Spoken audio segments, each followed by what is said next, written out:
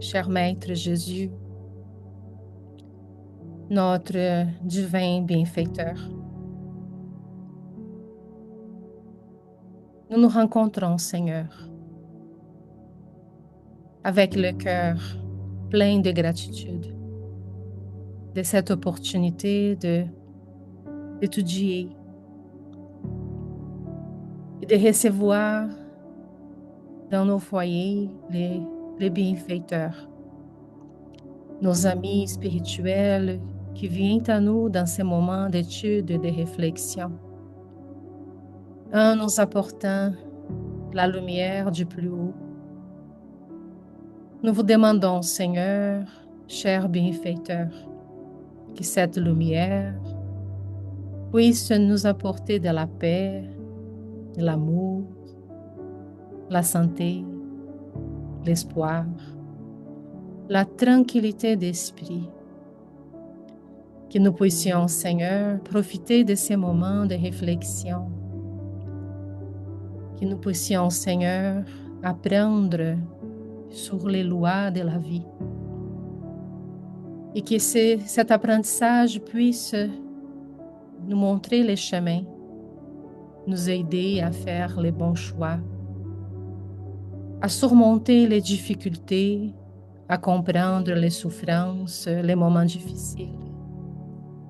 Que cette connaissance, Seigneur, qui nous apporte la doctrine spirite puisse nous changer, nous transformer. Que nous puissions, Maître, devenir des meilleures créatures, faire la lumière dedans nous.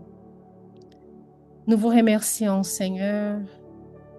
Nous remercions pour la vie, pour les amis, la famille.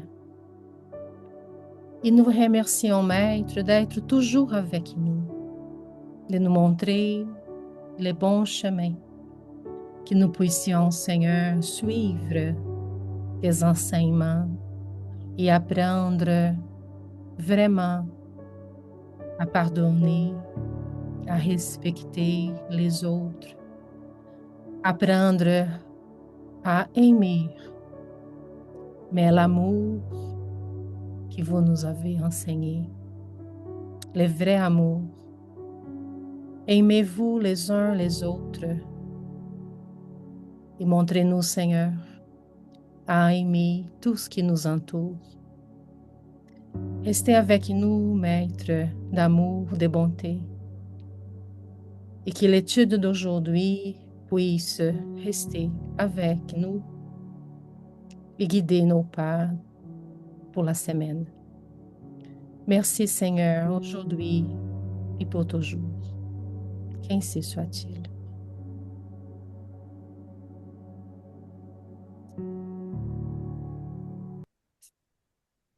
OK. Bonjour tout le monde. On va Bonjour. commencer notre étude. Bonjour Linda. Je vais partager avec vous. Je vais lire les questions de les livres des esprits et après Christiane pourrait lire le deuxième texte, s'il te plaît. Merci beaucoup. Ok. Donc, le thème d'aujourd'hui, la crainte de la mort. Donc, on a trois questions de les livres des esprits. La première question, c'est la question 9.4.1. L'appréhension de la mort est pour beaucoup de gens une cause de perplexité. D'où vient cette appréhension puisqu'ils ont devant eux l'avenir? Réponse. L'homme charnel, plus attaché à la vie corporelle qu'à la vie spirituelle, a sur la terre des peines et des jouissances matérielles. Son bonheur est dans la satisfaction fugitive de tous ses désirs. Son âme, constamment préoccupée et affectée des vicissitudes de la vie, est dans une anxiété et une torture perpétuelle. La mort l'effraie parce qu'il doute de son avenir et qu'il laisse sur la terre toutes ses affections et toutes ses espérances. L'homme moral qui s'est élevé au-dessus des besoins factices créés par les passions a, dès ici-bas, des jouissances inconnues à l'homme matériel. La modération de ses désirs donne à son esprit le calme et la sérénité. Heureux du bien qu'il fait, il n'est point pour lui de déception, et les contrariétés glissent sous son âme sans y laisser d'empreintes douloureuses. Trouble spirit. Question 163. L'âme, en quittant le corps, a-t-elle immédiatement conscience d'elle-même? Réponse. Conscience immédiate n'est pas le mot. Elle est quelque temps dans les troubles. Question 164. Tous les esprits éprouvent-ils au même degré et pendant la même durée les troubles qui suivent la séparation de l'âme et du corps? Réponse. Non. Cela dépend de leur élévation.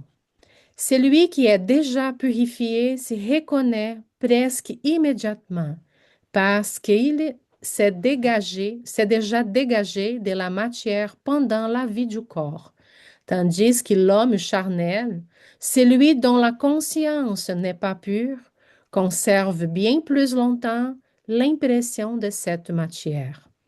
Allan Kardec, Les Livres des Esprits. Après avoir inauguré un tombeau, celui qui respire dans le plan physique vit toujours dans les parages de la mort. Il est juste, certes, de songer à l'épreuve difficile qui arrive invariablement comme une tempête furieuse. De même que l'univers est le mouvement perpétuel de Dieu, la pensée est le mouvement perpétuel de l'esprit. Tout comme le corps matériel est une éponge pour l'eau, le corps spirituel est une éponge pour les fluides qui condensent autour de nous les tableaux de notre vie intime. Sous les vents impétueux de l'agonie se désagrège le masque charnel, relégué aux cendres, et dans l'étreinte de la mort, l'esprit se contemple dans le miroir de la conscience, s'identifiant, de manière inexorable, à sa propre autobiographie fidèlement tissée par la mémoire. Tâtonnant dans les ténèbres, dans l'océan trouble des souvenirs joyeux et douloureux, à la fois tendres et violents, tourbillonnent au fond de l'être sourire et gémissement, joie et affliction, dans un flot cyclopéen de rêves agréables et de cauchemars angoissants, dans la succession vertigineuse de scènes qui se reforment en tourbillons de reminiscences douces amères. Rejaillissent à la surface de l'esprit les idées les plus obscures, apparemment perdues dans les profondeurs abyssales des anciennes illusions. Resquiescat in pace, disent les hommes. Mais si le mal a dominé notre existence, dans la nuit de la grande transition, gronde le repentir comme un orchestre de tonnerre, précédé des spectacles féeriques, des éclairs dansants du remords, semblables à des vipères de feu. Et bien souvent, sur des chemins peuplés de frayeurs, nous nous retrouvons arrêtés dans l'Umbral, l'immense territoire de brume jouant le rôle de douane de la spiritualité. Reconnaissant qu'au-delà du jardin des croix, nos peines renvoient des échos par les gorges tortueuses de falaises sombres. Dans de telles conditions, nous surprenons, mêlés à nos propres douleurs, des compagnons en délire, se croyant affolés dans des tourments sans fin.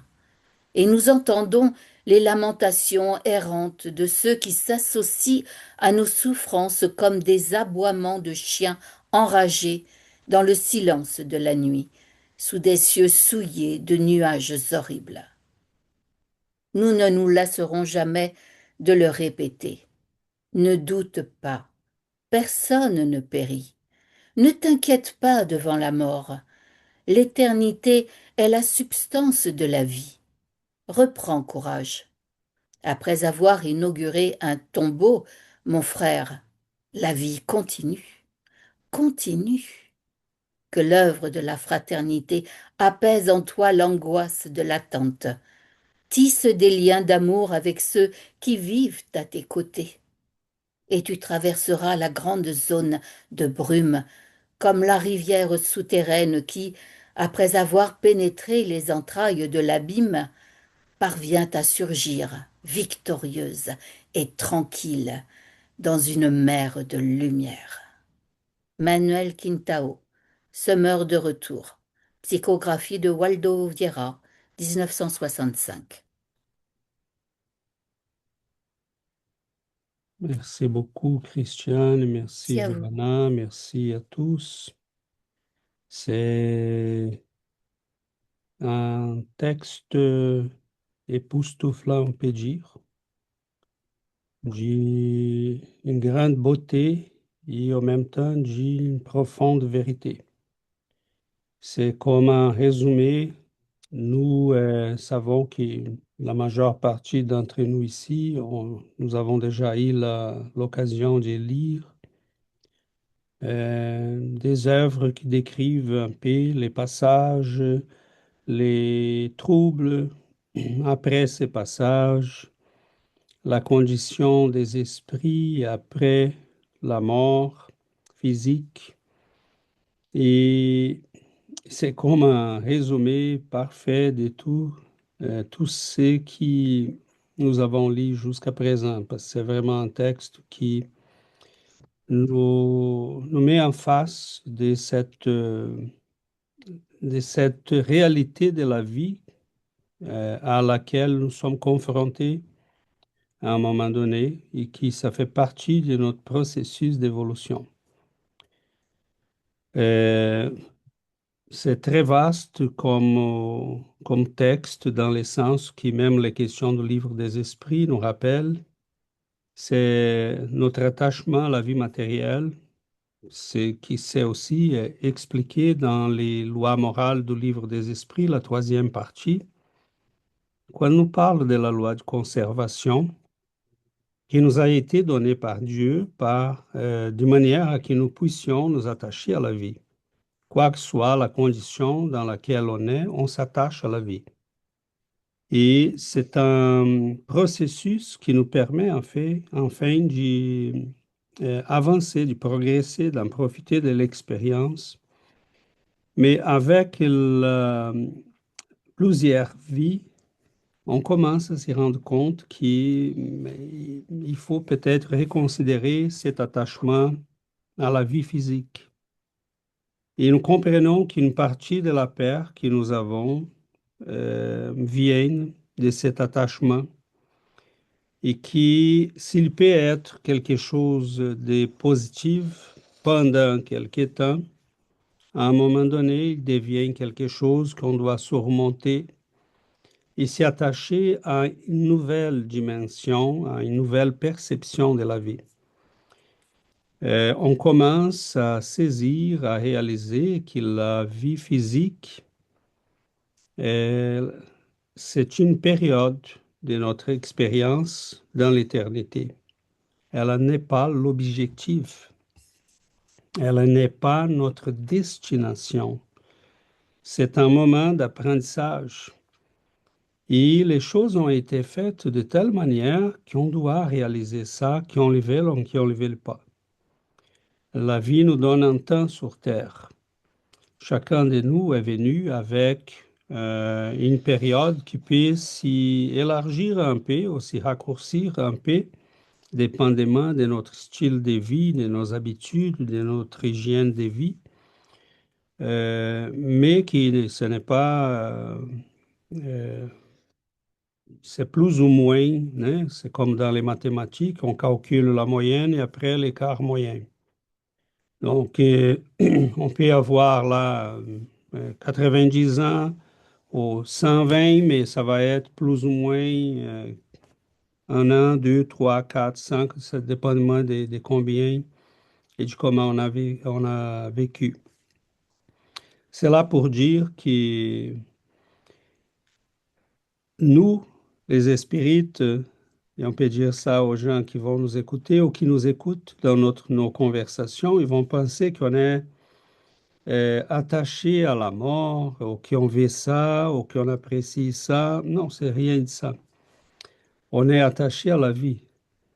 Mais réfléchir sur la vie, c'est obligatoirement s'y pencher sur la question de la mort. Parce que selon ce que Manuel Quintão vient de nous dire, que Christiane a très bien lu pour nous, euh, la mort dépend de notre vie. Il va dire même que on va attacher à notre corps spirituel les fluides qui euh, vont nous donner comme un portrait énergétique de notre condition. Donc, les images, les pensées les plus profondes de notre être, les expériences qui ont été vécues tout au long d'une vie, tout ça revient à la surface. Et pourquoi cela arrive? Pourquoi il décrit ça? Pourquoi cela arrive au moment de la mort? Parce que quand on commence à quitter la dimension physique, on est en train de quitter un corps qui est le cerveau, un corps dont le cerveau est très lourd. Et très souvent, notre mémoire est de très court terme. Oui, des fois, dans des moments de méditation, des pensées, des réflexions, on peut retrouver nos mémoires anciennes, les choses qu'on a vécues à l'enfance, des moments significatifs de notre vie. Mais au moment qu'on est en train de quitter le corps physique, c'est comme si on faisait un upload. C'est comme si toute la mémoire ramassée dans cette incarnation s'y transférait, hein, ou s'y plaçait définitivement, pas se transférait, s'y plaçait définitivement dans notre corps spirituel, n'est plus divisé avec un cerveau lourd qui sert comme un rideau qui empêche la lumière d'y montrer tout ce qui est derrière la fenêtre. Et au moment de la mort, ces mémoires refont surface. Donc, on ne peut pas s'échapper de nos mémoires, mais on peut les recevoir dans un état qui va être capable de nous faire passer au travers, comme l'image de très belles, il y a imagé ça d'une beauté vraiment extraordinaire. Manuel Quintana était un esprit du 19e siècle, début du 20e, président de la Fédération Espírita brésilienne. Et il utilise cette image, hein, de la rivière qui rentre à un moment donné dans les profondeurs de la terre et qui va refaire surface en plénitude plus tard. Mais si hein, ces moments qu'on rentre dans les troubles de la mort, c'est notre état d'évolution spirituelle, c'est ce que nous avons ramassé, ce que nous avons appris, c'est l'état dans lequel nous nous sommes mis euh, qui va donner la durée de ces troubles, des difficultés qu'on va vivre. On a des belles descriptions, hein. Je ne sais pas si vous avez déjà lu les livres Frère Jacob, psychographiés par Chico. C'est un ancien président de la Fédération Spirit qui écrit. Et, et il raconte son processus de mort. Euh, c'est vraiment très intéressant parce que il raconte vraiment en beaucoup de détails les processus, les moments Ok. d'étourdissement. Il voyait à un moment donné que son corps s'affaiblissait. Il décrit vraiment les moments finaux, euh, les sensations qu'il a vécues. À un moment donné, il raconte qu'il voit, il s'y sent entouré comme par un nuage blanchâtre. Il s'y sent comme euh, entre deux mondes. Et il commence à avoir peur. Il s'est affligé parce que bon, la mort nous fait peur toujours, même qu'on ait beaucoup de connaissances. Mais cela n'a pas duré très longtemps parce qu'il s'est rappelé de la prière. Et là, il commence à prier. Et c'est pour ça que ce sont des reflets qu'il faut les développer au long de la vie. Hein. On ne va pas prier au moment qu'on est en pleine tempête. On acquiert ça en chemin pour qu'on puisse l'avoir au moment dont on a besoin. Et il commence à prier. Et dans ces nuages-là, il voit apparaître le visage de sa fille qui était décédée tout jeune. Donc, je trouve ça d'une grande beauté parce que c'est merveilleux qu'on puisse rentrer à la vie spirituelle en ayant devant nous le visage de quelqu'un qui on aime et qui est là pour nous accueillir. Parce qu'ils sont toujours là. Mais des fois, la personne est tellement troublée qu'elle ne vous voit pas. Et c'est là qu'on peut rentrer dans les zones inférieures, s'y sentir vraiment perdu et ramené par ces émotions troublantes, déséquilibrées que nous vivons à ces moments-là. Parce que si toutes ces choses refont surface, c'est le moment d'y être en sérénité. C'est le moment d'y vivre et dire, OK, je suis en face de ma vérité. Oh mon Dieu, que je... Et c'est très intéressant ces moments-là parce que les esprits décrivent d'une manière, les livres d'Ernest Bozano, La crise de la mort, nous décrit ça d'une manière très précise. Et bon, d'autres livres aussi. Mais ils vont dire qu'on voit comme dans un film tout ce que nous avons vécu d'important. Sauf qu'on les voit vraiment d'une manière très spéciale parce qu'on les voit, on ressent ce que nos actes ont fait sentir aux autres. Donc, les mots qu'on a dit qui semblaient anodins, mais qui a tellement blessé quelqu'un. Et on ne s'y rend pas compte. Et des fois, on ne veut pas blesser les gens, mais on les blesse. Et des fois, les gens ne savent pas qu'ils nous ont blessés, mais ils nous ont blessés. Et des choses qui nous ont apparu au moment qu'on l'a fait, ouais, c'était correct, mais non, on les sent là, on les voit. On est capable d'y sentir l'impact de nos actions, nos paroles. Et c'est à ces moments-là qu'on a besoin de cette profonde fermeté et sérénité. Parce qu'on va être secoué. Et pourquoi on est secoué? Parce que le périsprit est un corps différent du corps physique. Il réagit à nos émotions et à nos pensées d'une manière très rapide. On n'a plus la pesanteur du corps pour équilibrer la vibration du périsprit. Et c'est là que plusieurs d'entre nous, on peut avoir des problèmes. Parce que c'est comme si on s'y sentait dans un bateau qui est secoué partout. Et on ne comprend pas ce qui se passe.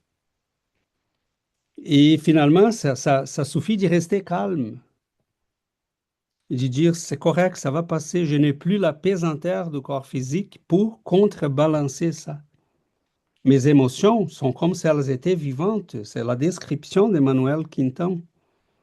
Hein, on est pris par nos émotions, par un tourbillon des pensées, des mémoires, mais ça suffit d'y rester calme. Ça va passer. Mais c'est bien qu'on sache ça avant, parce que sinon on va désespérer en face de ça. Et ça suffit de s'y rappeler ça. Hein. On va dire, OK, je sais ce qui se passe, c'est pas grave, il faut le vivre. Hein. Je suis en face de ma vérité, de tout ce que j'ai vécu. Tout revient à mon corps spirituel. Je n'ai plus les contrepoids d'un corps physique pour cacher mes émotions, pour cacher ma pensée, hein, mes pensées. Donc, euh, je l'accepte, je reste calme, ça va passer, il y a quelqu'un là pour moi. Et dès qu'on reste calme, les choses vont se calmer doucement. Donc, pour finir, je me rappelle qu'il y en a plusieurs philosophes dans l'histoire de l'humanité qui ont fait la paix avec la mort. Les épicuriens ont dit, mais il faut vivre. On peut pas, on doit accepter les choses qu'on ne peut pas changer. Vivons le mieux qu'on peut. Faisons la paix avec la mort en faisant en sorte que nous puissions vivre le mieux possible.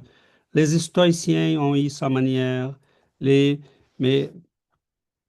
tous ces pensées sont vraiment d'une grande beauté, mais toujours très limitées parce qu'ils n'ont pas ces regards des vérités que la doctrine spirite nous offre.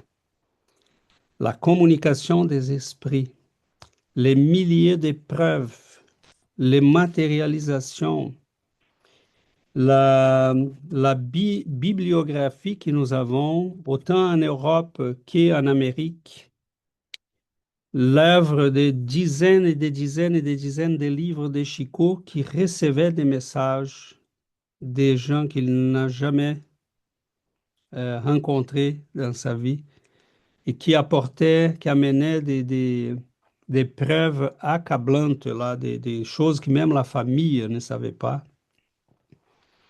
Euh, on est, la mort nous fait peur parce que la vie a voulu mettre un rideau entre ces deux dimensions. Pourquoi la vie a fait ça? Parce que sinon, on ne serait pas sur Terre. Et les esprits de l'autre côté seraient toujours chez nous. Ils sont déjà, mais c'est bien qu'on ne les remarque pas tout le temps. Et si on les voyait, et si on était toujours en contact, on ne serait pas capable d'y vivre notre vie. Et eux non plus. Parce qu'à un moment donné, à force de s'y rendre compte je ne peux plus interagir avec mes êtres chers comme je le faisais avant, ça les oblige aussi à entamer de nouvelles étapes des progrès. Sinon, on reste attaché. Donc, à un moment donné, euh, il faut qu'on ait il faut vivre avec cette réalité qui, des fois, ça peut être très douloureuse. Hein. On aimerait bien être en contact permanent avec nos êtres chers. Mais c'est, on ne peut pas tout avoir. Donc, Dieu a fait en sorte que c'est le mieux pour notre éducation et pour la leur. Donc, voilà. Je m'arrête là parce que je pense qu'on a énormément des éléments là, même les textes d'Emmanuel Quinton, j'aimerais revenir sur quelques paragraphes, mais on va le faire en cours de route. Donc, je vous ouvre la parole pour qu'on puisse réfléchir et approfondir nos réflexions. Oui, Nathalie, après Christiane. Moi, c'est une curiosité. Bonjour à tous. Moi, c'est une curiosité, César. Qu'est-ce qui se passe-t-il quand, mettons, la personne, elle décède dans un hôpital puis elle meurt pour 2 minutes? Puis après, elle revient à la vie par le médecin. C'est quoi qui se passe dans ce laps de temps-là? Je suis curieuse de savoir. Merci. Ah, très bonne question, Nathalie. C'est très varié. Il y en a 20% de ces personnes-là, environ, qui vont revenir.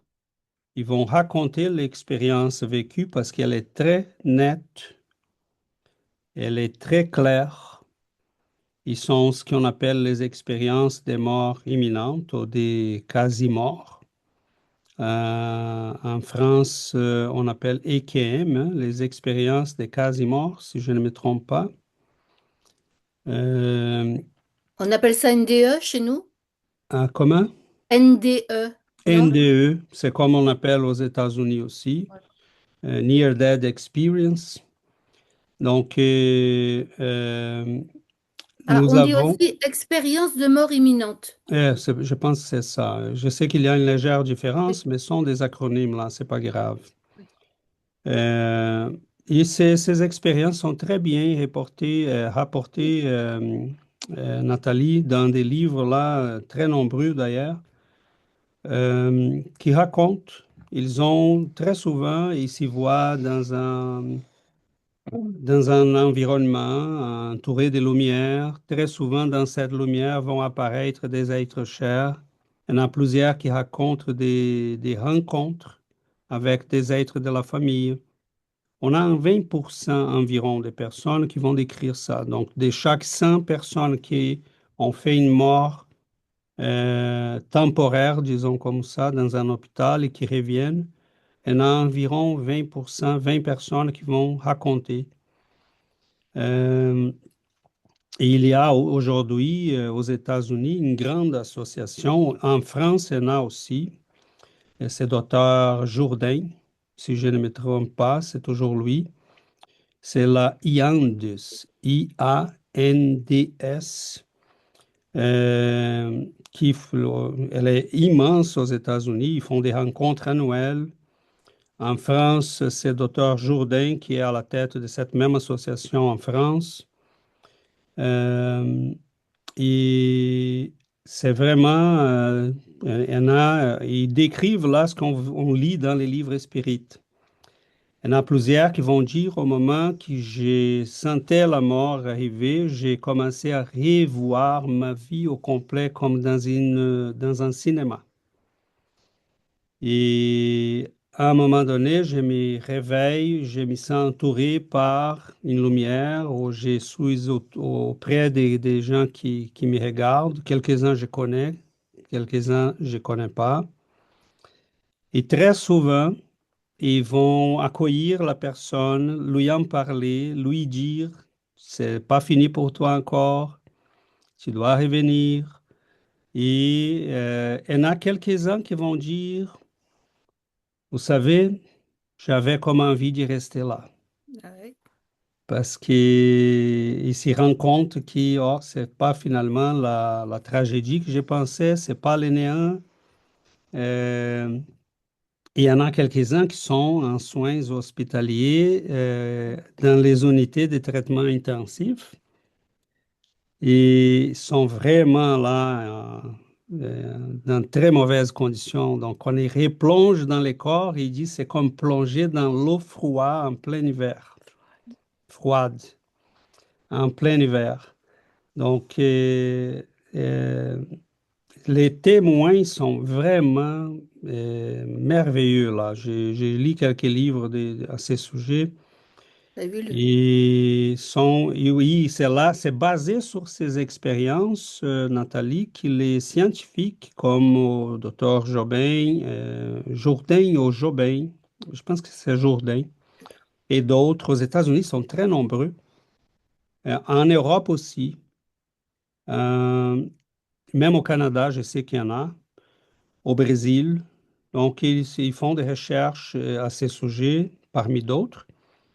Et sont des témoignages qui sont vraiment d'une richesse merveilleuse parce qu'il y en a quelques-uns qui vont dire, ils vont raconter des choses qui ont amené la science et ces scientifiques à reconsidérer toute notre conception de l'être humain. Mettons, la conscience et la mémoire ne peuvent pas être un produit de corps. Parce que pendant ces événements, ils vont vivre des choses, vont apprendre des choses, vont enregistrer de nouvelles mémoires. Et cela n'est pas possible parce que le cerveau est techniquement mort, aplati. Donc, c'est là qui est amené à ces mouvements de paradigme post-matérialiste. et qui ont amené plusieurs scientifiques à dire il faut revoir nos conceptions. La mémoire et la conscience ne peuvent pas être un produit de la matière, c'est impossible. On ne peut pas expliquer ces événements. Et la richesse des détails, ce n'est pas n'importe quoi. Ils vont écouter la famille qui parlait à la cafétéria. Et là, ils vont raconter ce qu'ils ont entendu. La famille va dire, mais pas possible, tu étais morte. Mais c'est exactement ça qu'on disait. Ils vont s'y déplacer dans le temps parce qu'ils disent, ça suffit, ça m'y a suffi de penser à ma mère. La personne est au Michigan et la mère est en Californie. Et là, j'étais à côté d'elle. Je l'entendais au téléphone. Donc, c'est vraiment, sont des gens qui nous donnent en fait les mêmes informations que nous avons déjà dans les livres spirites. Mais c'est quoi la beauté? Ce sont des gens comme nous. N'ont aucun lien avec la religion et plusieurs reviennent à leur religion après ces événements. Et tous vont dire, après cela, j'ai plus peur. Merci. Christiane et après Sébastien. Euh, d- Vous pouvez trouver dans les audios que j'ai mis de Serge Boutboul, il raconte certaines NDE, justement, de personnes. Il y en a deux dont je me souviens, je vais vous les dire en deux mots. Il y a une dame avec son mari qui ont un accident de voiture terrible. Et la dame, elle part donc en NDE. Et elle arrive, elle voit un ange magnifique et tout ça. Bon, elle vit tout ce tunnel de lumière, d'amour incommensurable qu'on ne peut même pas imaginer chez nous. Et elle est tellement bien enfin, l'ange qui est là lui dit, vous pouvez choisir ou vous pouvez repartir ou vous pouvez rester. Alors elle, dans un premier élan, elle n'a qu'une seule envie, c'est de rester, bien entendu. Et puis tout d'un coup, elle voit sa petite fille dormir dans son lit sur terre. Et là, elle dit à l'ange, je repars. Et elle voit l'ange lui sourire parce que lui, il a compris que ça va être un gain pour elle. Moi, excusez-moi, quand je parle de toutes ces choses-là, j'ai beaucoup d'émotions. Et donc, elle repart vers son enfant. Par contre, le mari décède. Bon.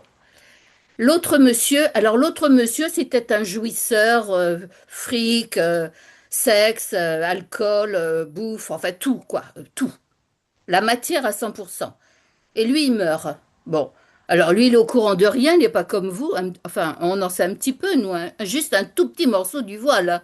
Parce qu'il ne faut pas croire, on ne nous dit pas tout. Et donc, lui, il arrive et comme il connaît rien et qu'il sait rien, et ben, il se fait emmener dans, comment dire, l'ombral, comme vous appelez vous, enfin, dans les ténèbres, quoi. Et puis, au bout d'un moment, quand même, il les voit qui lui fichent des coups, qui lui parlent mal. Enfin, il se dit, c'est pas possible. Et donc, il a l'intelligence de reculer. Et il se souvient d'une prière que sa maman lui disait quand il était petit. Et il prie le Christ. Et le Christ lui apparaît. Et il commence à remonter, à sortir de l'ombre. Il monte, et il monte, et le Christ, enfin, il parle avec. Faut aller les écouter, hein. Vous les avez sur ma chaîne YouTube, hein. C'est pas difficile. Mais vous verrez, c'est magnifique ce qui se passe. Et donc il revient, et depuis, il propage le Christ partout, maintenant qu'il continue sa vie sur Terre. Voilà. Donc c'est un monsieur qui vit encore aujourd'hui, je crois. Voilà. Alors qu'est-ce que je voulais vous dire? Je voulais vous dire que quand ça va nous arriver, parce que de toute façon, ça nous arrivera à tous, en principe. Donc, la seule chose qu'il faut penser, c'est à la lumière. Il faut penser à la lumière, toujours la lumière. Et il faut se mettre en prière. Parce que si vous priez le Christ à ce moment-là, vous ne serez jamais lâché. Il sera toujours près de vous. D'abord, ils sont toujours près de nous. Votre ange gardien, il est toujours là. Et quand ce sera le mouvement du jugement dernier, vous inquiétez pas, il y a la Vierge Marie qui est là aussi. Et bien sûr, il y a la justice, mais il y a beaucoup de douceur, il y a beaucoup de, tout est apaisé, atténué. On est extrême, si vous saviez comment on est aimé. On n'a pas l'idée à quel point nous sommes aimés, même maintenant que nous sommes sur Terre. Parce que vous savez, quand on meurt, de l'autre côté, on est accompagné par des anges et des esprits. On le dit toujours, mais ici aussi, on est accompagné par des anges et des esprits. Ils sont toujours là. Nos familles, nos êtres chers, comme on dit, ils sont toujours là. Nos ancêtres, ils veillent sur nous. Bon, ils sont pas là en permanence. Ils ont un travail de l'autre côté, bien sûr. Mais on n'est jamais séparé de ceux qu'on aime, jamais. Voilà, c'est tout. Merci beaucoup. Merci beaucoup, Merci, Christian. Christiane. Sébastien, après Giovanna. Oui, bon matin. Euh, Moi, je pense qu'une des plaintes qu'on entend dans les réunions médiumniques, dans le top, c'est pourquoi on nous enseigne pas ça sur Terre? Pourquoi personne ne nous dit qu'est-ce qui va arriver après? Puis moi, je pense que c'est vraiment ça qui fait toute la différence parce que oui, on peut être pris dans un tourbillon d'émotions, dans un moment difficile parce que la perte du corps physique, c'est pas facile pour personne. Mais au moins, si on sait qu'on doit traverser ce moment-là, puis on sait que la vie continue, je pense que ça fait toute la différence, là, de comment on vit ces expériences-là. Beaucoup qui viennent, puis qui nous disent je sais maintenant que je suis mort, mais ça m'a pris très longtemps pour me rendre compte, là, que mon corps physique était mort, puis que la vie continue. Puis j'avais aussi une autre question que je vais profiter de qu'est-ce que Nathalie allait demander parce que moi aussi, il y avait un moment où ce que j'ai beaucoup écouté des expériences de mort imminente parce que c'est des expériences très, très belles. Puis quand tu commences à écouter une après l'algorithme, une autre, une autre, une autre, puis c'est vraiment, c'est très beau quand on entend ça. Puis moi, je me demandais, puis je suis venu comme un peu frustré parce que je me dis comment ces personnes-là qui ont aucune connaissance spirituelle, qui suivent aucun chemin spirituel, ils meurent puis se retrouvent presque au paradis, si on pourrait dire. Puis moi, je dis, moi qui étudie, qui fait des efforts, tout ça, si je ne vais pas à l'umbral, je vais passer à un poil d'aller dans une colonie spirituelle. Alors, je comprends pas. Je comprends pas comment ces mondes-là qui n'ont aucun background, rien, ils vont à ces places-là. Par la doctrine spirit, on sait que c'est des places très élevées, vibratoirement. Puis, je ne sais pas, c'est peut-être moi qui se trompe, peut-être moi aussi je vais aller là, mais je me dis, qu'est-ce qu'on entend dans la doctrine spirit? C'est très rare que quelqu'un se ramasse à ces places-là. Puis quand on écoute ces expériences de mort imminente, c'est très rare que quelqu'un va à l'umbral. Normalement, c'est des places extraordinaires. Alors, je me posais ça comme question, César, si tu peux un peu démêler dans ma tête. Merci beaucoup, Sébastien. Très intéressante ta question. Et tout à fait, tu as tout à fait raison de penser à ça. Mais une chose qu'on comprend, c'est que, mettons, euh, prenons euh, des enfants. Il y en a plusieurs qui vont dire, et j'ai lu plusieurs cas, et on les voit aussi sur vidéo, il y en a plusieurs je pense à des enfants parce que ce sont des cas que j'ai lus, ils ont dit, Maman, j'ai vu Jésus. En fait, ils ont vu quelqu'un, hein, ils ont vu un être de lumière, un esprit bienveillant, un guide. Mais ils sont des enfants qui allaient à l'église avec la maman, aux protestants, aux catholiques. Et là, on voit quelqu'un, mais on va attribuer la vision à ce qui nous est, l'être plus lumineux, plus évolué, qui on entend parler sur Terre. Ça ne veut pas dire nécessairement qu'on a vu Jésus, ou que c'est Jésus qui est venu. Une autre repère qui doit être fait, c'est on raconte bien les visions et les vécus qui sont bien, qui se passent bien, mais comme Christian a soulevé tantôt, il y en a plusieurs qui sont très mauvais, qui sont très durs.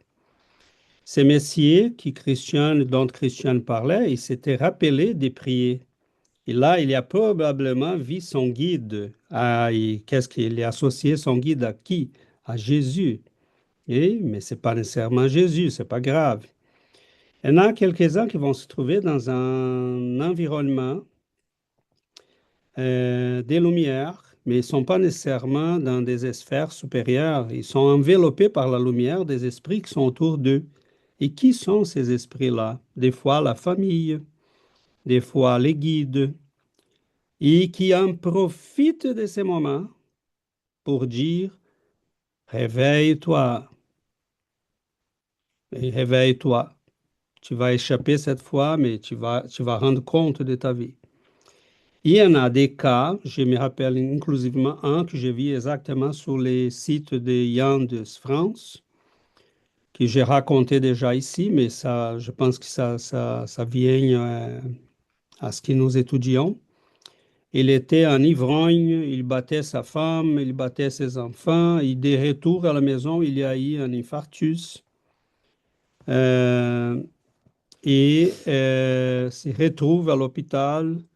Et pendant les trajets, il est jusqu'à arriver à l'hôpital, qu'il était mort quelques minutes. Il raconte là qu'il était entouré par des êtres horribles, des visages monstrueux. Et au moment qu'il s'y réveille, il pleurait sans arrêt, pleurait, pleurait. Il décrit à sa famille, il dit, je savais que j'étais en enfer. Il me disait, on t'attend ici. Et il se réveille, il arrête l'alcool, il reprend le chemin de l'église, il reconstruit sa vie. Donc, ce sont des opportunités des fois pour quelques-uns. C'est comme donner un avant-goût de ce qui nous attend. Donc, nous, dans le spiritisme, nous avons la chance d'y connaître ces mondes. Nous connaissons les descriptions des états des esprits après l'événement de la mort physique. Allan Kardec a déjà pris le soin de le faire autant dans la revue Spirit que dans les livres Le ciel, l'enfer. La partie à la fin, ce sont que des témoignages des esprits dans différentes conditions. Et pourquoi Allan Kardec a pris ces soins-là? Parce que ça ne sert à rien, la connaissance spirit, cela ne change pas notre vie et notre monde intime. Notre monde intime. Donc, il faut qu'on se prépare à arriver à la vie spirituelle dans les meilleurs états possibles. Ces esprits-là qui ont vécu une vie très normale, ou même des fois pas très bien, ne vont pas vraiment au paradis. Ils ont la chance de rencontrer des guides, des amis qui viennent pour leur dire, fais attention, hein, tu aurais pu venir maintenant. Tu as une chance, ta vie continue. Et ce qui est beau, Sébastien, qui va être décrit dans les livres, il y en a même un livre que j'ai fini pour lui donner à un moment donné.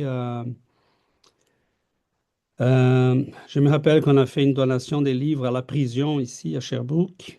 Et j'ai mis ces livres-là. Il était écrit en anglais, mais je sais qu'il y en a plusieurs ici qui lisent l'anglais.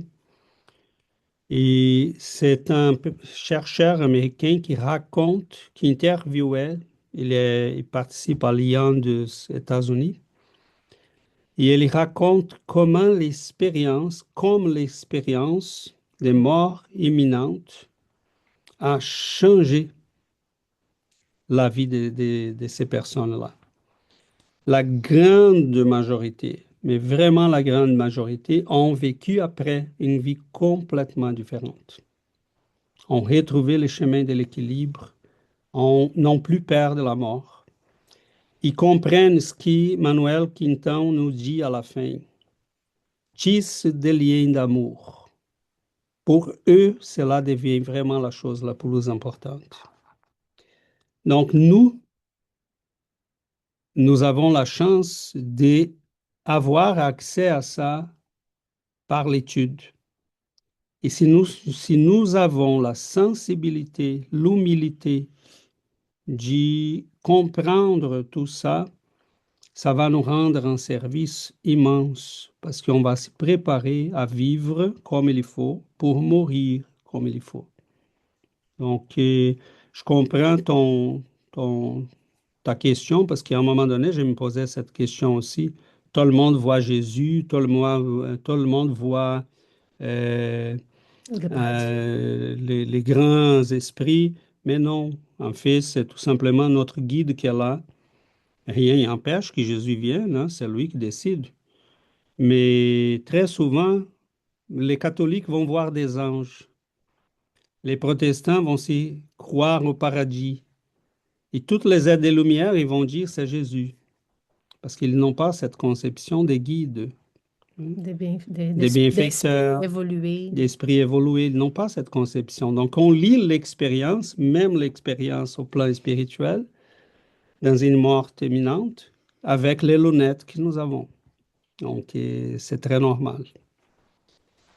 Avant de passer à Lydia, je veux juste ajouter que nous sommes spirites et ces connaissances spirites nous laissent très clair que notre vraie vie, c'est pas ici. Notre vraie vie, c'est la vie spirituelle. Nous sommes dans un monde, c'est une école, des fois Provisoire. c'est une école pour la plupart des gens, mais ça peut être aussi un hôpital où les gens qui sont malades spirituellement ont besoin de passer des années ici sur Terre pour se guérir. Ça peut être une prison, donc des gens qui ont euh, dépendamment de leur vécu précédent, donc ont besoin d'être ici pour s'y rattraper, pour refaire l'expérience. Mais notre vraie vie, c'est la vie spirituelle. Nous sommes des esprits. Donc, nous sommes ici sur Terre de façon temporaire. Donc, chaque jour, c'est une préparation à la mort. Chaque jour doit être vécu pour qu'on s'y prépare pour notre vraie vie. Donc, notre avenir spirituel est en préparation. Nous sommes en construction. Donc, on construit notre vie. Donc, tout ce qu'on va voir après la mort, ça dépend de la façon dont on vit ici, comme César a dit dans son introduction. Chaque jour est une préparation à la mort. Et ce qui effraie, quand Sébastien disait des esprits qui viennent dans nos réunions médiumniques, c'est vrai, ils viennent pour dire pourquoi on n'a pas su ça sur Terre. Pourquoi ces connaissances n'est pas répandues? Pourquoi on n'a pas eu accès à ces informations? Mais l'information est là. Nous avons, par exemple, les livres de Léon Denis, c'était ces livres-là, là, Les problèmes de l'être de la destinée. Il parle ici c'est de quoi il parle dans son introduction aussi, dans son préface. Il va dire que nous, on passe la vie euh, sur les bancs des écoles, les universités, ils vont faire apprendre la science, la philosophie, l'art, mais les sujets les plus importants, on ne parle pas. On ne les apprend pas. Donc, on peut passer la vie ici sans jamais discuter, sans jamais entendre à propos de la... Parce que la mort fait peur. Mourir fait peur parce que les gens qui ne connaissent pas, c'est un sujet de philosophie et de chercher des réponses. Qu'est-ce qui se passe après la mort? Et dans la doctrine spirite, nous avons accès à ces informations. Donc, quand on prend les livres d'André Luiz, la collection André Luiz, donc tous les livres-là, ça parle de la vie spirituelle. Qu'est-ce qui va arriver quand on arrive de l'autre côté? Donc, la connaissance est disponible. Donc, mais des fois, on cherche pas. Donc, mais nous sommes en train d'étudier. Je pense que c'est la plus grande bénédiction dans notre vie, c'est avoir accès à ces connaissances. Parce que avoir accès à ces connaissances spirites nous aide. Et si nous vivons euh, en accord avec ce qu'on est en train de connaître, il faut changer notre vie. On ne peut pas vivre de la façon dont on vivait dans notre passé. Ces connaissances-là nous obligent à changer notre façon de voir la vie, nous obligent à, à vivre d'une autre façon pour qu'on se prépare pour notre vraie vie. Léon Denis, il va dire, pour les esprits, là, parce que Sébastien disait c'est pas tout le monde, mais pour les esprits qui ont vécu la vie comme il faut, qui ont vécu la vie en profitant des souffrances, en profitant des luttes, en profitant des opportunités pour grandir, pour se développer, pour s'améliorer. Léon Denis va dire que dans les moments de la mort, c'est les moments de joie, qu'on devrait, il dit, si on savait vraiment c'est quoi la vie, on peut pleurer au moment de la naissance et on va être heureux à la mort parce que c'est la liberté. Mais c'est la liberté pour ceux et celles qui ont bien profité de la vie et qui ont vécu les opportunités d'apprentissage pour grandir et pour se transformer. Donc, c'est ça la vie pour nous, spirites. C'est une opportunité de se transformer et de devenir à chaque jour meilleur que les jours précédents. Donc, c'est notre objectif. Excellent, merci beaucoup, Giovanna. Lydia et après Marie-Hélène. Oui, merci, c'est très intéressant comme sujet parce que c'est culturel. La mort dans notre culture occidentale est un tabou, mais il y a des cultures où la mort ne fait pas peur. Et c'est vrai que c'est vraiment intéressant. On est en pleurant. Et on pleure quand on est.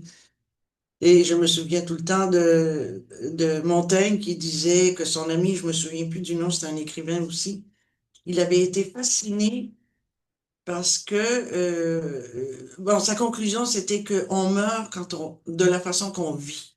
Ça, c'est Montaigne qui disait ça. Et il était en admiration avec cet homme qu'il a beaucoup aimé, et parce qu'il est mort, comme il a vécu, en paix.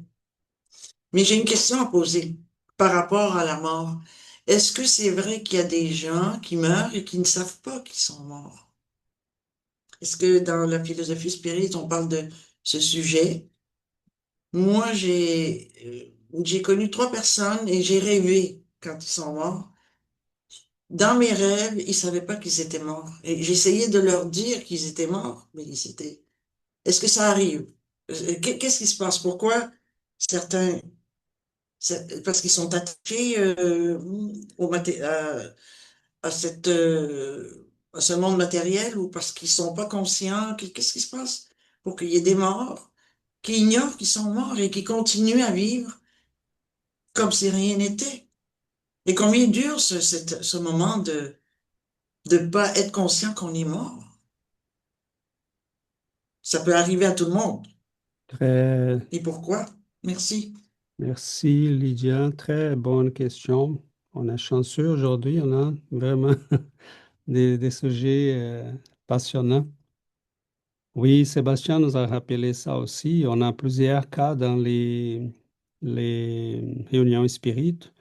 Et cela, oui, peut arriver, Lydia, parce qu'on a, premièrement, pour plusieurs, c'est l'attachement à la vie matérielle, les refus d'accepter un changement. Je crois qu'il l'a dans les profondeurs de leur âme et réalisent qu'il y a quelque chose et qu'ils ne sont, ils sont plus sur terre. Il y en a d'autres qui sont tellement aliénés de la vie spirituelle, tellement attachés à la vie matérielle, qui vont dire, mais je suis peut-être en train de vivre un rêve, je suis à l'hôpital, ou quelque chose s'y passe, j'ai fait un cauchemar. Euh, il y a l'aspect traumatique aussi. Pour plusieurs, c'est tellement traumatique qu'ils refusent. Ils disent, mais je suis peut-être, je suis devenu fou. Il y a d'autres qui ne veulent même pas considérer. Ils vont sortir et continuer à vivre. OK, les gens ne répondent plus. Je retourne aux endroits que je vivais. Personne ne veut m'en parler. Qu'est-ce qui se passe? Donc, cela peut arriver et ça reflète l'état d'ignorance de cet esprit par rapport à la dimension spirituelle. Donc, ça peut durer plus ou moins, dépendamment de la personne. ça peut arriver à plusieurs. Il y en a des gens qui vont même partir de la terre, passer quelque temps à la vie spirituelle, ils vont revenir sans savoir qu'est-ce qui s'est passé. Parce qu'ils sont tellement dans l'inconscience de la réalité profonde de la vie. Il y en a d'autres qui vont, après quelque temps, dire, mais écoute, je réalise que même dans les colonies spirituelles, André-Louise nous raconte des cas euh, des esprits qui vont, ils vont discuter avec d'autres. Et tu sais, hein, je crois que les gens ici disent on n'est plus sur Terre. Donc, c'est comme est-ce que tu as déjà entendu parler de ça? Donc, dans les livres Et la vie continue, il y a un peu ça. Donc, c'est très, très intéressant. Mais moi, j'ai attribué beaucoup de ça à deux choses. L'attachement à la matière, l'aspect traumatique qu'on ne veut pas accepter et on n'est pas capable de l'accepter. On n'a jamais pensé à ça, on n'a jamais accepté ça et on refuse. Et, et des fois, tout simplement, la grande inconscience que nous avons de la réalité spirituelle. Pour faire bref, André Louis, dans un des livres, raconte la mort ils sont allés au, la place où on dépose les morts, Cimetière. non, pas les cimetières avant, la morgue. Et Les chambres funéraires? Les chambres les funéraires? chambres funéraires, mais elle était encore à l'hôpital, dans la salle où on met les défunts La Ah mort. oui, avant de la les morgue, c'est envoyer ça, la morgue. la morgue. Et il raconte qu'il y avait des bienfaiteurs autour d'une fille qui essayait de la... Elle n'était même plus attachée au corps. Elle a fermé les yeux, son corps était froid, elle se sentait inconfortable, elle a été attachée au corps et elle ouvrait les yeux et elle voyait les bienfaiteurs et elle les fermait vite parce qu'elle disait, je suis en train de faire un cauchemar. Et ils essayaient de la réveiller pour dire, réveille-toi, tu n'es plus attaché à ton corps. Hein, pour et elle s'attachait à son corps. euh, même que les liens étaient déjà rompus. Donc, c'était quoi ça? C'était la peur. Donc, voilà. Ça peut arriver, Lydia, malheureusement, et ça arrive à beaucoup de gens.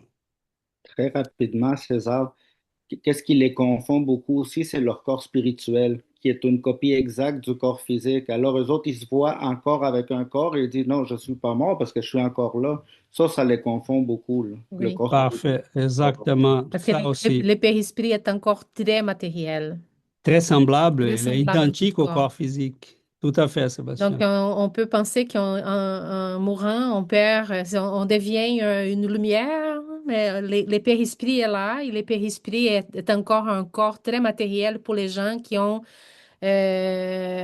très attachés Et il son s'y touche, il s'y regarde, il dit, mais je suis là, je ne suis pas mort, je suis vivant. Oui, tout à fait. Il y en a ça aussi. Illusion d'optique, disons. Marie-Hélène, Oui, mais oui, je voulais parler justement des livres d'André Louis, mais vous en avez parlé, pour la vie dans le monde spirituel. Il y a aussi un livre Violette dans la fenêtre, qui est aux éditions Amazon en français. Avant, c'était seulement en portugais. C'est l'histoire d'une jeune fille de 19 ans qui décède et puis elle se réveille dans une colonie spirituelle qui s'appelle Saint-Sébastien, qui est au-dessus du Brésil. Voilà. Alors, pour voir un petit peu les colonies spirituelles, il y a aussi un livre sur Amazon qui s'appelle Les cités spirituelles, qui a été dessiné, je ne sais plus par quel auteur, mais sous les bases des psychographies que Chico Xavier a fait et que d'autres médiums ont fait. Et il explique un petit peu toutes les sphères spirituelles, celles qui sont dans le seuil et celles qui sont au-dessus du seuil, et puis les autres planètes. Il montre un petit peu.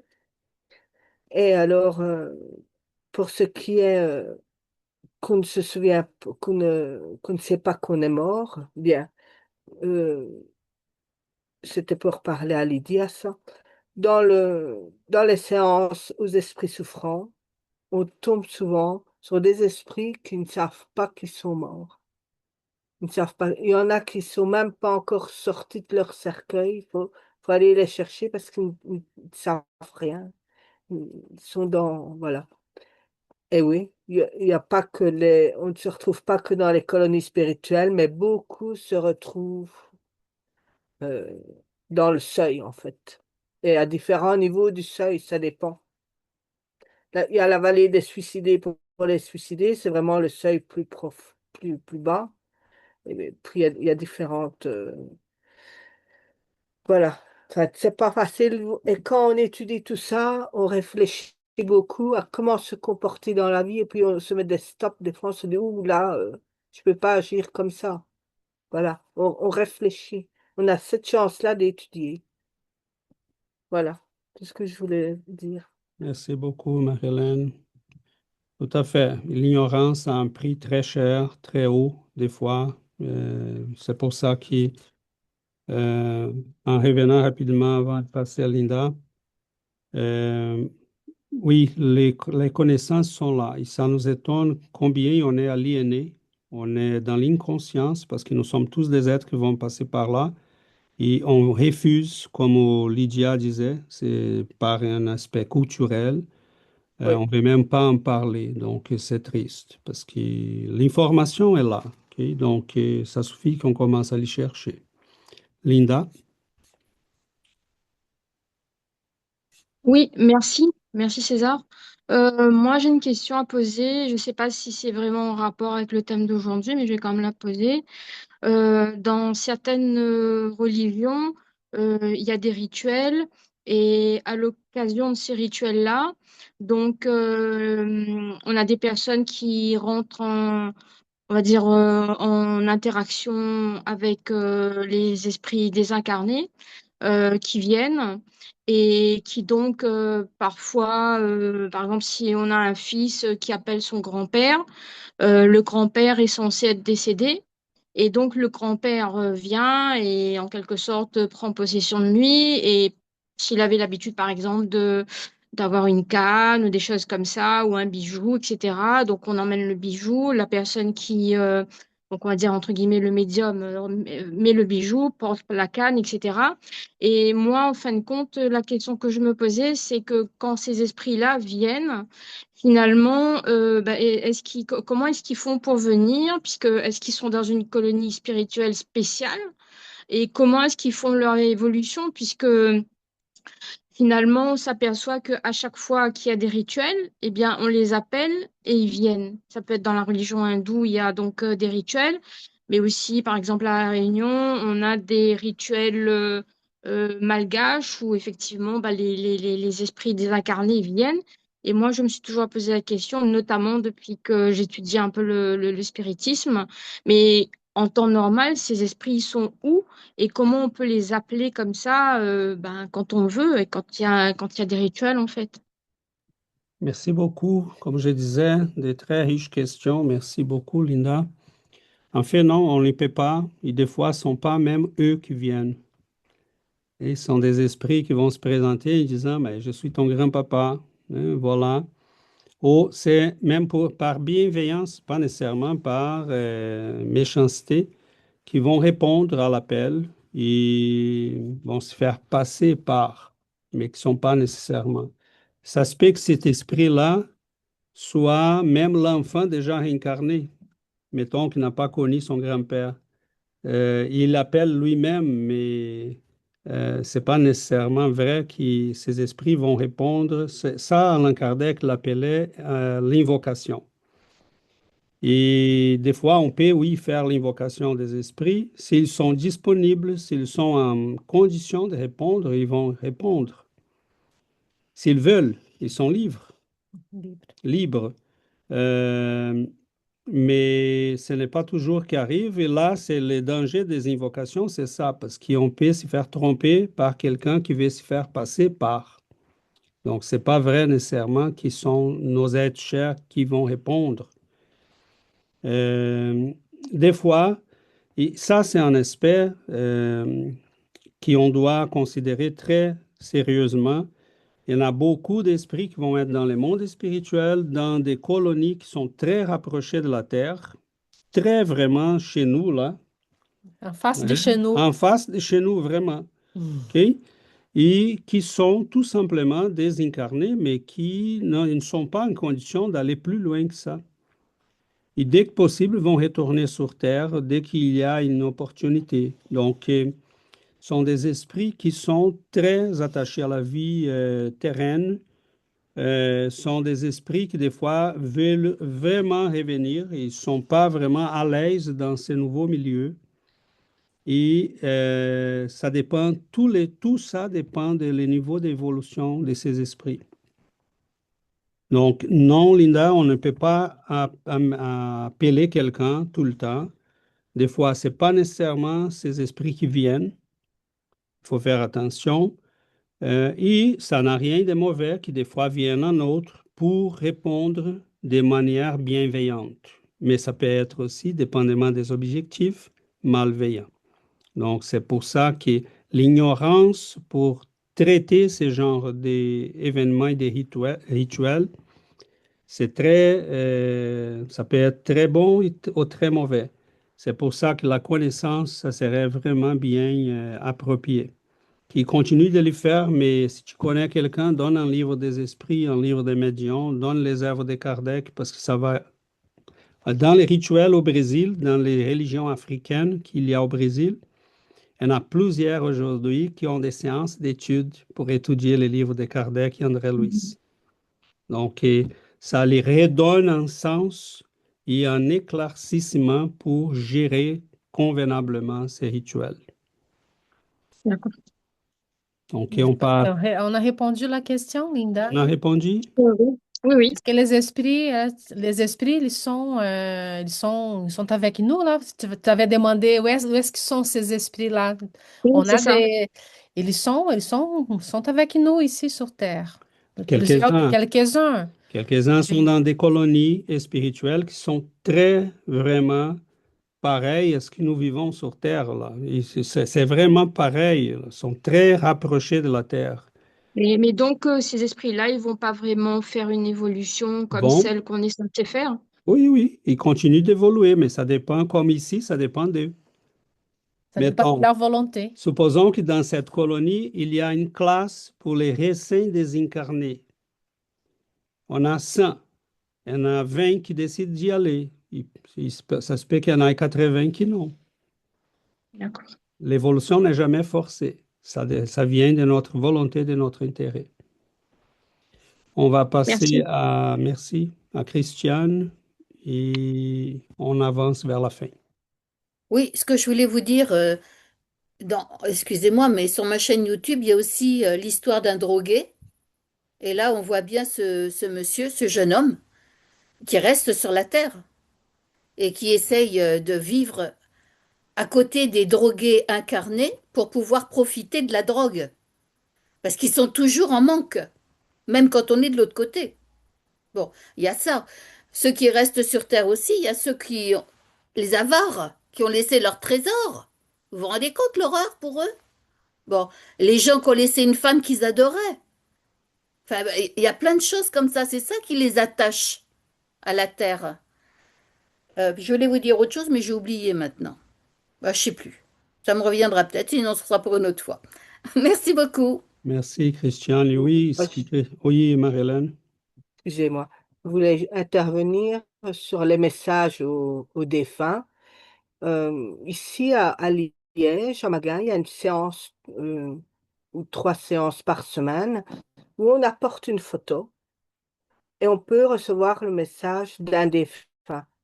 Mais seulement, c'est un centre spiritain et on apprend la psychométrie. Moi, j'ai pris des cours là-bas. D'après une photo, on essaye de rentrer en contact avec le défunt. Il ne vient pas toujours, le défunt, parce qu'ils n'ont pas toujours que ça à faire, ils ont du travail. Mais alors, on nous demande de bien identifier le défunt. On apprend en voyant des scènes de sa vie ou comment il se comportait, la façon qu'il se tenait quand on a des visions, par exemple, quelqu'un qui se tient d'une certaine façon, ses habitudes. On va rechercher tous des petits détails sur l'identification du défunt, peut-être des mots, une façon, un mot qui disait souvent cette personne-là ou quoi. Mais c'est très strict, il faut beaucoup de discernement parce que c'est très dangereux en fait. Voilà. Exactement. Merci beaucoup, Marie-Hélène. Christiane, tu avais un mot à dire? Ton micro? Oui, oui, excusez-moi. Oui, ce que je voulais vous dire aussi, ce que je fais moi, enfin, c'était noté dans le livre de Serge Boutboul, il y a beaucoup d'esprits aussi errants sur notre planète. Bon, moi, tous les matins, je leur mets une bougie et je leur explique qu'ils n'ont plus rien à faire ici, que maintenant ils ont fini leur leçon sur cette planète, qu'il faut qu'ils aillent rejoindre leur famille céleste, que c'est les vacances et qu'il faut qu'ils montent, qu'ils suivent les esprits qui vont les aider à monter. Je leur explique ça chaque matin et je leur mets la bougie pendant 6 heures tous les matins pour les esprits errants, c'est-à-dire ceux, comme ceux dont je vous parlais tout à l'heure, pour les aider à aller vers la lumière, à aller rejoindre leur famille céleste, parce qu'ils n'ont plus rien à faire ici. C'est ce que je leur dis tous les jours. Voilà, c'est tout. Merci. Merci beaucoup, Christiane. Bon, mot de la fin. Ah, Véronique? Ben, ça peut être pour une autre fois aussi, parce que je sais que la question est un peu hors sujet, mais j'écoutais Marie-Hélène et Linda, puis concernant justement ta réponse au sujet de tu sais, que des fois un esprit qu'on peut invoquer, tout ça peut être réincarné. Et puis, je m'interrogeais à savoir si un enfant commence à nous parler qu'il a fait des rêves comme quoi qu'il était un tel de nos ancêtres qui s'est désincarné il y a à peu près une vingtaine d'années, des choses comme ça. Est-ce que c'est quelque chose qu'on peut prendre au sérieux ou enfin, j'aimerais t'entendre là-dessus si c'est pas trop hors sujet. Merci. Prennent-les très au sérieux. Il ne faut pas les stimuler dans le sens de donner trop d'attention pour qu'ils commencent à faire de ces sujets un moyen de manipuler l'attention des gens. Mais il faut l'écouter avec bienveillance. C'est dans notre intérieur, on est très attentif, mais on ne démontre pas physiquement pour que l'enfant ne commence pas à s'y faire des histoires en voyant notre attention. Mais écoute, enregistre, après, prends note de ce qu'il dit et même essaye de stimuler sa mémoire. Ah, tu te rappelles de ça? Comment c'était? De quoi tu te rappelles? Tu te rappelles-tu des choses là que tu as vécues? Est-ce que tu as aimé ta vie? Qu'est-ce que tu n'as pas aimé? Comment tu pensais les choses? Comment tu voyais ça? Est-ce que tu te rappelles des gens avec qui tu as vécu? Parce que ça peut être tout simplement un cas de mémoire d'une vie passée. Donc, c'est très légitime et ça peut être un très beau cas d'étude. Donc, oui, prends au sérieux parce que en faisant attention à la psychologie de l'enfant, hein, parce que cela, avec le temps, va passer. Si la tendance, c'est qu'il commence à oublier parce qu'on revient de plus en plus à s'attacher à cette vie. Donc, prends-les, enregistre les informations et à un moment donné, ça peut être intéressant comme étude. Super, mes amis. Donc, merci infiniment. On aimerait avoir plus de moyens pour aller plus loin et plus profondément. Mais c'est ça l'étude. Donc, on va un petit pas par jour, on apprend, on réfléchit, on revient, on reconsidère, on reprend le chemin et doucement, on avance. Merci infiniment de toutes les questions, les commentaires, les participations. C'est vraiment très riche. Et on se sent vraiment rempli de plusieurs éléments qui vont nous permettre de s'enrichir. Hein. Et je pense que nous avons une chance immense d'avoir ces connaissances. Prenons vraiment le temps de réfléchir, de les intégrer, d'être très humble, parce que nous avons beaucoup à apprendre. Moi, je me réveille à chaque jour, je dis, Seigneur, qu'il y a des choses. Et c'est ça la richesse d'un groupe d'études. Parce que chaque personne apporte une question là que quelqu'un soulève, ça peut nous enrichir énormément. Ça peut nous faire réfléchir, aller chercher des informations supplémentaires. Les efforts que chacun de nous faisons, hein, on voit les travaux des Christiane qui publient beaucoup de choses sur sa chaîne, très riche, des livres. J'ai bien aimé la liste que Lydia nous a fait la semaine passée, quand on parlait de la question de la vraie écoute. Enfin, je pense que des fois, je me sens comme dans une classe au monde spirituel. Emmanuel disait que le livre Pensée et vie a été conçu pour les esprits qui vont bientôt réincarner et qu'il les étudie avec eux dans les plans spirituels. Et j'ai dit, mais voyons, hein, nous sommes en train de faire un peu la même chose ici. Donc, Là, il se prépare pour venir ici. Nous nous préparons pour aller là-bas. C'est le cycle de la vie, c'est la beauté de la vie. Ouais. Voilà. On va faire notre prière de la fin parce que nous avons vraiment beaucoup à remercier.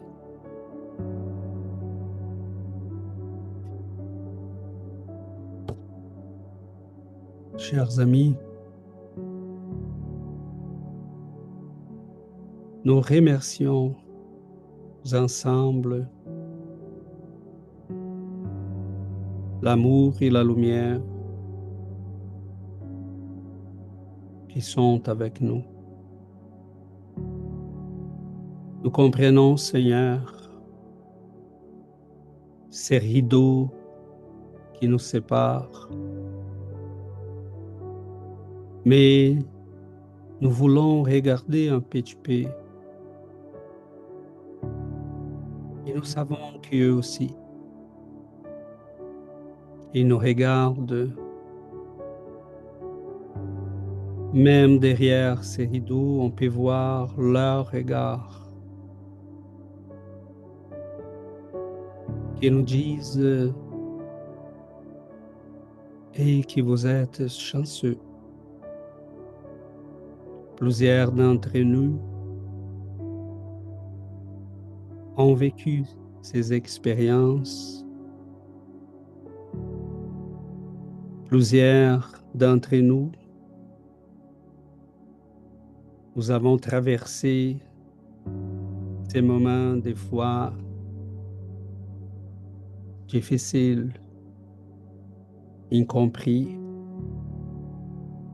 Mais vous avez quand même la carte devant vous.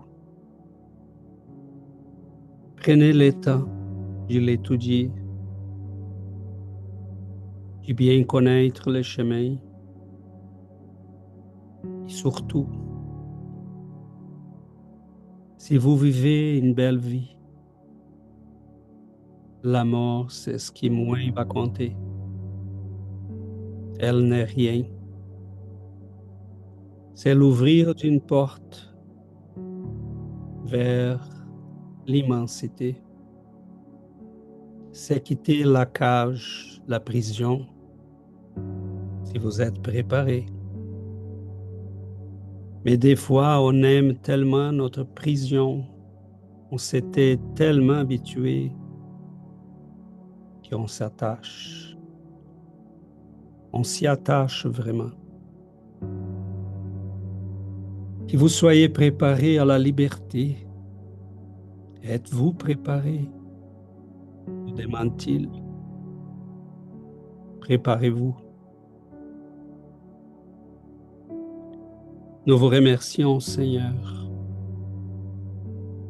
nous connaissons, au moins nous imaginons connaître nos prisons, nos attachements.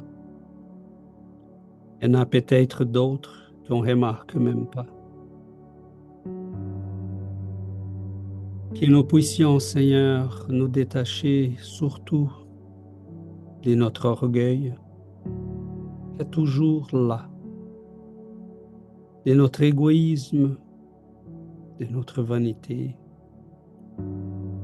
de ces maladies qui nous retiennent sur terre. Que nous puissions vraiment tisser des liens d'amour avec tous les êtres de ce monde. Avoir la compréhension, la bonté, beaucoup de patience, de bienveillance. Que nous puissions vivre en comprenant la richesse de chaque seconde, la richesse de chaque moment, de chaque rencontre. Que nous puissions, Seigneur, enrichir nos vies par l'amour, par l'étude, par la compassion, et oui, par la compassion envers nous-mêmes. Parce que des fois, nous sommes tellement durs envers nous-mêmes, en oubliant que nous aussi, nous sommes des enfants. Devant ces esprits de lumière qui ont tellement grandi et avancé. Nous sommes les petits frères qui à peine commencent l'école. Que nous puissions nous rappeler les besoins d'amour envers les autres, envers nous-mêmes. Ayons la patience nécessaire, la persévérance pour ne pas lâcher, même après chaque chute. Que nous puissions reprendre le chemin, demander pardon et pardonner, oublier et s'y rappeler de l'amour de Dieu. Notre vie est tellement riche. Plus simple elle est, plus riche elle devienne. Que nous puissions, Seigneur, garder cette lumière qui vous versez sur nous et que nous puissions retourner les regards à ces esprits qui sont avec nous et leur dire merci. Merci de votre amour, de vos présences, de votre patience envers nous. Que cette lumière puisse éclairer nos chemins. Merci, chers guides, merci, chers amis. Merci infiniment, Seigneur. Ainsi soit-il.